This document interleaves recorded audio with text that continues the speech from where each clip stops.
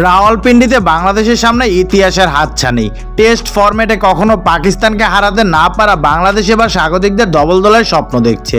বৃষ্টিতে চতুর্থ দিনে খেলা ভেস্তে যাওয়ার আগে 125 রানের লক্ষ্যে ব্যাট করতে নেমে দারুণ শুরু এনে দিয়েছে টাইগার দুই ওপেনার। সাদমান ইসলাম এবং জাকির হাসান অবিচ্ছিন্ন জুটি থেকে এসেছে 42 রান। পাকিস্তানকে 2-0 ব্যবধানে সিরিজ হারিয়ে ইতিহাস গড়তে আগামীকাল পঞ্চম দিন বাংলাদেশের দরকার আর 143 রান। উইকেট অক্ষত আছে সবকটি।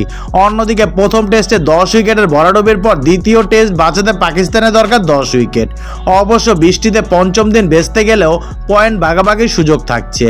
এই মুহূর্তে পাকিস্তানের ভক্তরা হয়তো দ্বিতীয়টারই বেশি প্রত্যাশা করছে। আগামীকাল যেমন থাকবে আবহাওয়া, বেরসিক বৃষ্টির জোরালো সম্ভাবনা নিয়ে টেস্ট শুরু হয়েছিল রাওয়ালপিন্ডিতে। আবার সত্যি করে দ্বিতীয় টেস্টের প্রথম দিনে মাঠে গড়ায়নি কোনো বল। মাঝে আবহাওয়া খেলার অনুকূলে থাকলেও চতুর্থ দিনের বিকেলে বৃষ্টির বাগড়ায় দিনের খেলা পরিত্যক্ত হয়ে যায়। আগামীকালকের আবহাওয়া কেমন থাকবে এই নিয়ে সবার জল্পনা চলছে। আকু ওয়েদারের তথ্য বলছে মঙ্গলবার সকালে রাওয়ালপিন্ডিতে বজ্রসহ বৃষ্টিপাতের সম্ভাবনা আছে। পাশাপাশি বাতাসের বেগ থাকবে ঘন্টায় 11 কিলোমিটার। এছাড়া তাপমাত্রা থাকবে 28 ডিগ্রি সেলসিয়াস। আবহাওয়া পূর্বাভাস আরও বলছে খেলা শুরুর সময় তথা স্থানীয় সময় সকাল 10টায় আকাশ মেঘাচ্ছন্ন থাকতে পারে।